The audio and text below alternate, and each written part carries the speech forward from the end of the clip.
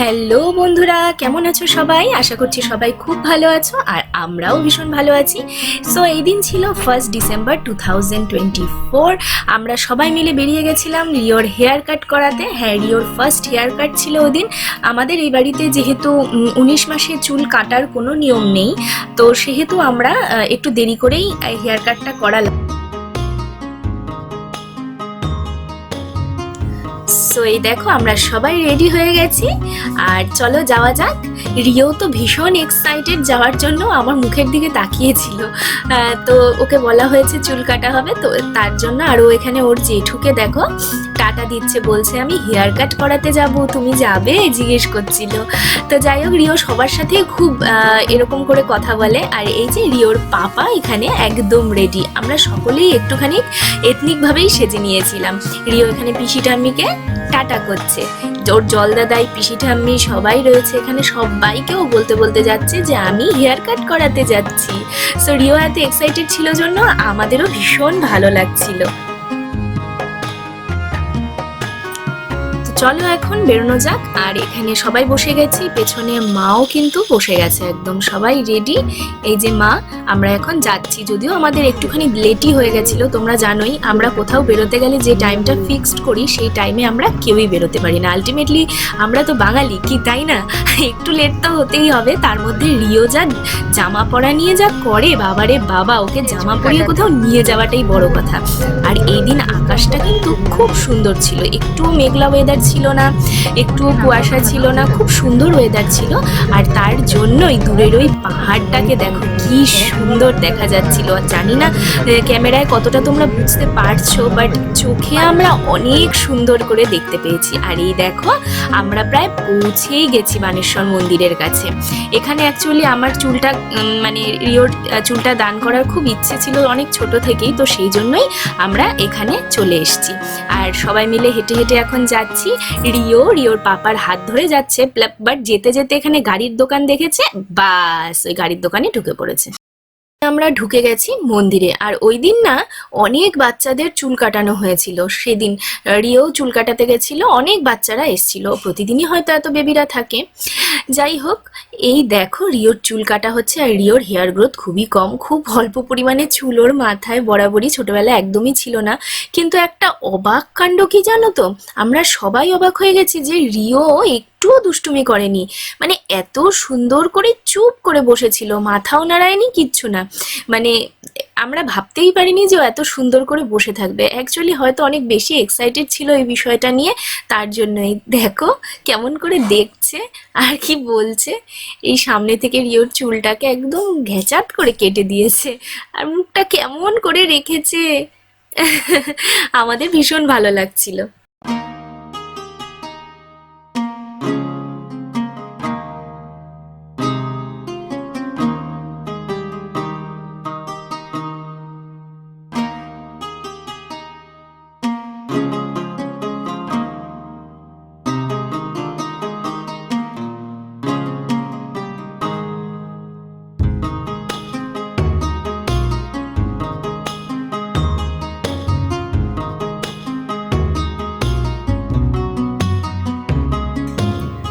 So এখানে রিওর hair cut একদম ডান, পুরো সুন্দরভাবে চুলও কাটা হয়ে গেছে। আর এখানে আমি যাচ্ছিলাম, রিওর চুলটা কলা পাতায় রাখা হয়েছিল কাটার পর। তো তারপরে পুরোহিত পুরোহিত বলছি, নাপিত নাপিত যিনি ছিলেন তিনি আমাকে দেখিয়ে দিচ্ছিলেন যে কোথায় ফেলতে হবে। তো সেখানে আমি ফেলে দিয়েছি। এখানে আরও অনেক চুল ছিল, মানে অনেকের মানসিক থাকে, বিভিন্ন কারণেই চুল দান করা হয়, তো সেখানে আমি রিওরটাও ফেলে দিয়েছিলাম। আর চুল কাটার পর রিওকে এবার স্নান করানোর পালা। আমি বাড়ি থেকে যাবতীয়ই নিয়ে এসেছিলাম, ওর জন্য জল গরম করে বালতি সবই নিয়ে এসেছিলাম, যেহেতু একটু ঠান্ডা ঠান্ডা আমাদের এখানে পড়ে গেছে। আর এখানে রিওকে স্নান করিয়ে নিচ্ছি, একদম দারুণ করে রিও স্নান করে নিয়েছে। ঘরে থাকলে যতটা ডিস্টারবেন্স করে এখানে তার এক কোনাও করেনি, শুধু একটু চোখে জল পড়ছিল জন্য মাঝে মাঝে অমন করছে। আর একদম রিওকে পেঁচিয়ে নিয়ে এবার আমি তুলে নিয়েছি, আরও খুব খুশি, আমাকে আদর করছিল রীতিমতো। রিওর জামা কাপড় এখানে রেখে দেওয়া হয়েছে আর এখন একটুখানি রোদ লাগানো হচ্ছে ওর গায়ে। ওকে নতুন জামা পরাতে হবে এটা বলে দিয়েছিল, তো তার জন্য রিওর এক সেট নতুন জামাও নিয়ে আসা হয়েছিল। এই জামাটা ওকে ওর পিপি দিয়েছিল, তো সেটাই নিয়ে আসা হয়েছিল, যেহেতু এটা পরানো হয়নি, একদম নতুন ছিল। আর আমি না এই জামার চেনগুলো একদম লাগাতে পারি না, তো রিওর পাপা এটা ভীষণ এক্সপার্ট, ওই জন্য ও লাগিয়ে দিচ্ছিল আর বললো যে তাহলে আমি প্যান্টটাও পরিয়ে দিই। আর রিওর পাপার চুল ধরে যা নয় তাই করছিল। তো যাই হোক, আর এইবার হচ্ছে একদম পুজো দেওয়ার পালা, তো তার জন্য লাগবে মিষ্টি। মিষ্টি এখানে কিনতে চলে এসেছিল মা আর রিওর পাপা। আমি রিওকে মন্দিরে রেখেছিলাম, ওরা দুজন মিলে এখানে চলে এসেছিল। আর মা এই যে পুজোর ডালি নিয়ে চলে এসছে, এই পুজোর ডালাগুলো না এখানেই কিনতে পাওয়া যায়।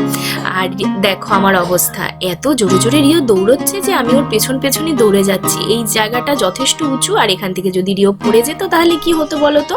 ভেতরে আমরা পুজো দেওয়া আমাদের কমপ্লিট, ভেতরে যেহেতু ক্যামেরা ভিডিও কিছুই অ্যালাউড না, তার জন্য আমরা করতে পারিনি। এখানে বাইরে ধূপকাঠি মোমবাতি জ্বালানোর জায়গা ছিল, তো সেখানে আমি প্রদীপ ধূপকাঠি মোমবাতি সবই দেখাচ্ছিলাম। আমরা সকলেই জ্বালিয়েছি, আমি রিওর পাপা, তারপরে সরি আমি রিওর পাপা, রিওর ঠাম্মি, সবাই। এখানে এত হাওয়া দিচ্ছিল যে এগুলো ভালো মতো জ্বলছিলই না, একটা জ্বলাচ্ছি তো আরেকটা নিভে যাচ্ছে, এরকম আর কি। সো রিওর পাপাও বললো তাহলে আমিও ধরাই, তো রিওর পাপাও এখানে ধরাচ্ছিল। এই হচ্ছে জায়গাটা।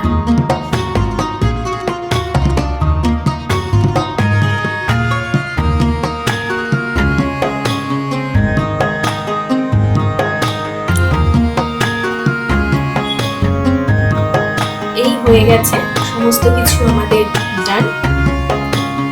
রিওর পাপাও ধরে দিয়েছে ধূপকাঠি। এই দেখো রিও যেখানেই যাক না কেন রিও ঠিক সঙ্গীর সাথে জুটিয়ে নেয়। এখানে ও পুজো দিতে এসেছিলেন আরো কয়েকজন, তো তাদের সাথে এই রিওর এরকম দিদিও ছিল বেশ কয়েকজন, তাকে ধরে নিয়ে চলে এসছে এখানে। বলছে এসো এসো দেখবে পুজো দিচ্ছে বাবি, মাম্মাম, ঠাম্মি সবাই পুজো দিচ্ছে দেখো সবাই। আর এখানে মোহনরা রয়েছে, রিও মোহন দেখার জন্য এখানে এসেছে। এই জায়গাটা না পুরো একদম ব্যারিকেড করে দিয়েছে যাতে মোহনদেরকে কেউ কোনো রকম খাবার দিতে না পারে, কারণ এখানকার মোহনরা আমাদের কাছে ভীষণ ভীষণ মূল্যবান। আর মোহনরা বিভিন্ন কারণেই মরে যাচ্ছে, হয়তো বিভিন্ন রকম খাবার দেওয়া হচ্ছে তার জন্য, তো তার জন্য এই ব্যারিকেডটা করে দেওয়া হয়েছে। আর এটা একদম সঠিক ডিসিশন বলেই আমরা মনে করি। এইবার দেখো রিওর দিদিকে প্রসাদ দিচ্ছে, সবাই বলছে খাও দিদি খাও। এখানে সবাইকে মোটামুটি প্রসাদ দেওয়া হয়েছিল।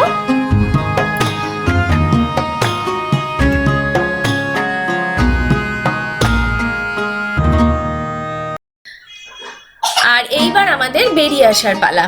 এখানে অনেকেই ছিলেন, তো তাদেরকে প্রসাদ এখানে দেওয়া হচ্ছিল। এবার আমাদের বেরিয়ে আসার পালা।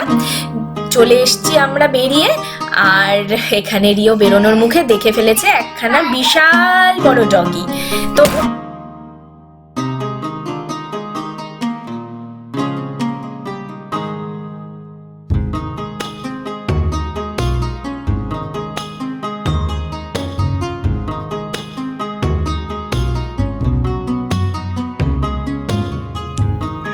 তারপর ওখান থেকে বেরিয়ে আমরা চলে এলাম উল্টো পাশে একটা মিষ্টির দোকান ছিল সেখানে, বিকজ সকাল থেকে তো আমাদের খুব একটা কিছু খাইনি বা আমাদের উপাসই ছিল, তো সেই জন্য ওখান থেকে গিয়ে আমরা দুটো মিষ্টি খেলাম আর পরোটা খেয়েছি।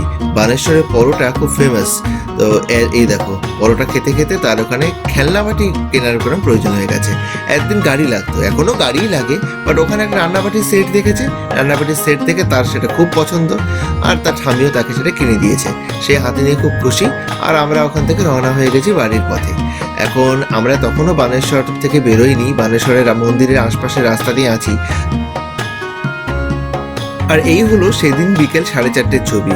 হঠাৎ আমাদের মনে হলো যে আমাদের ক্রিকেট খেলতে হবে, যেই ভাবা সেই কাজ। এবং আমাদের হাতের সামনে তো কোনো ব্যাট নেই।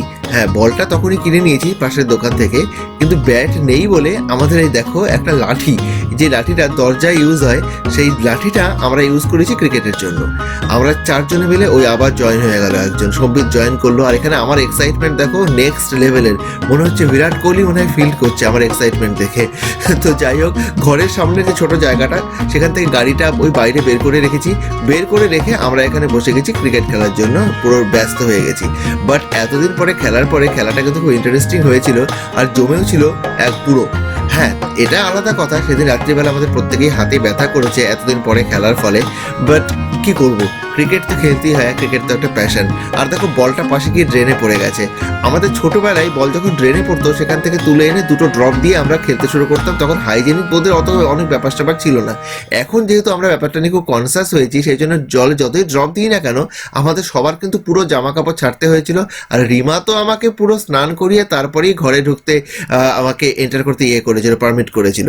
তো যাই হোক, ওখানে সব কিছু মোবাইলগুলো রেখে আমাদের খেলাটা আবার শুরু হয়ে গেছে। আর খেলাটা মানে এত ভালো লেগেছে, আমরা সেদিনই আমরা ডিসাইড করেছিলাম যে এটাকে আমরা কন্টিনিউ করব, ক্রিকেটও কন্টিনিউ করবো অ্যাজ ওয়েল অ্যাজ আমরা ব্যাডমিন্টনে কন্টিনিউ করব। আমরা এখনো পর্যন্ত ক্রিকেটের ব্যাটটা কেনা হয়নি, বাট ব্যাডমিন্টনের র্যাকেট, ব্যাডমিন্টনের ফেদারের সমস্ত কিছু কিনে নিয়েছি। আর আমার ফিল্ডিং দেখো, ফিল্ডিংয়ে কি অ্যাগ্রেসিভ মনে হচ্ছে অস্ট্রেলিয়ান কোনো ক্রিকেটার ফিল্ড করছে। তো সময় বাজে এখন 8:29, আর আমরা যাচ্ছি আমাদের একটা আজকে বিয়ে বাড়িতে ফাংশনে একটা ইনভিটেশন আছে, রিসেপশন ইনভিটেশন আছে, তো সেখানে তোমাকে ভালো করে দেখাচ্ছি, দেখো আমি এরকম রেডি হয়ে গেছি পুরো, বেশ দেখাচ্ছে তোমায়। Thank you. আর ম্যাডাম রেডি হয়ে গেছে, রিওকে আর মা যাচ্ছে না, এরা দুটো আজকে বাড়িতে থাকছে করে আমরা এখন বেরোচ্ছি সেখানে ইনভিটেশন বাড়িতে। চলো। আর আমিও হয়ে গেছি একদম রেডি, যেমন দেখতে পাচ্ছ। আজকে আমি শাড়ি পরলাম, সালোয়ারটা স্কিপ করলাম আর কি, ইচ্ছে করলো শাড়ি পরতে, তো দ্যাটস ওয়াই আমি এটা পরে নিলাম। আর ইনি তো আজকে এর হেয়ার কাট হয়েছে, আর এখন সে শর্মিষ্ঠার বাড়িতে যাওয়ার জন্য পাগল হয়ে গেছে। শর্মিষ্ঠা কে বাবি? বাবি কোথায় যাচ্ছ তুমি? শর্মিষ্ঠা কে?